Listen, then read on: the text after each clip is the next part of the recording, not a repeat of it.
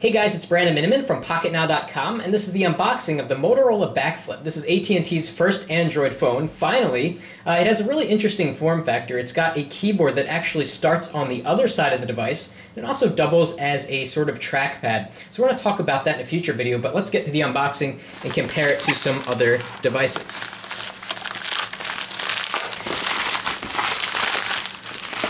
Okay, so here we are. Very small, nice little box.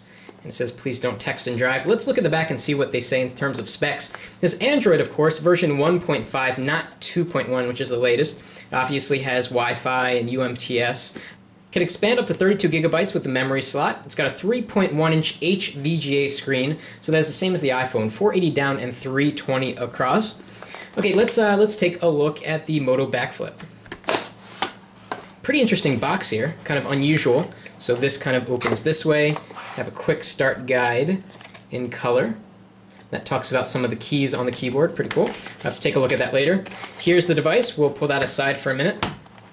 Let's see what AT&T has included in the box. A standard charger, which hooks up to the USB port there. We have a jack, which is probably micro USB. Nice to see.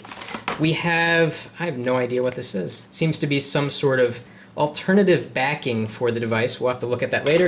And finally, a battery, which is of size 1,380 milliamp hours, and we have some other information in the bottom of the box. So let's push this all aside and take a look at the Backflip. So don't text and drive. AT&T wants you to not do that, which makes a lot of sense. It's pretty dangerous.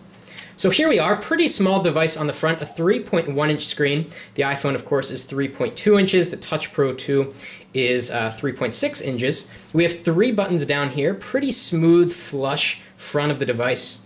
Pretty nice. On the back here we have the keyboard. It's very unconventional to see the keyboard actually on the back of the device, and this is why they call it the Backflip, because it comes forward like this, and then you type from here. Apparently also this area doubles as a touchpad, so that you can actually operate the device. I think this is how it's supposed to work, from the back. We'll talk about that later. Let's compare the Backflip to some other devices. Here we have it next to the HTC Touch Pro 2. Let's compare the keyboards. Very, very different style keyboards. The keyboard on the Backflip is a lot more kind of flat, and the letters aren't aligned in a staggered design as you'll find on the Touch Pro 2. More so grid-like. We also have the camera embedded within the keyboard. That is extremely unusual, and it looks like there's a little flash there. Let's take a look at it next to the Palm Pre Plus on Verizon. Very, very different keyboard designs.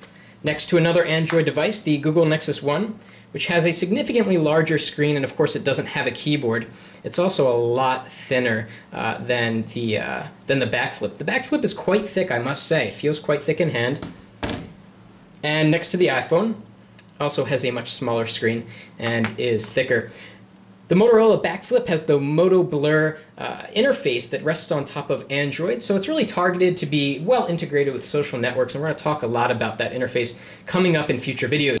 So that'll do it for the unboxing of the Motorola Backflip. We've got a lot more to say about this device. We're going to talk about the software, more about the hardware, the sort of touchpad on the back, and really the experience that this device brings as the first Android device on AT&T.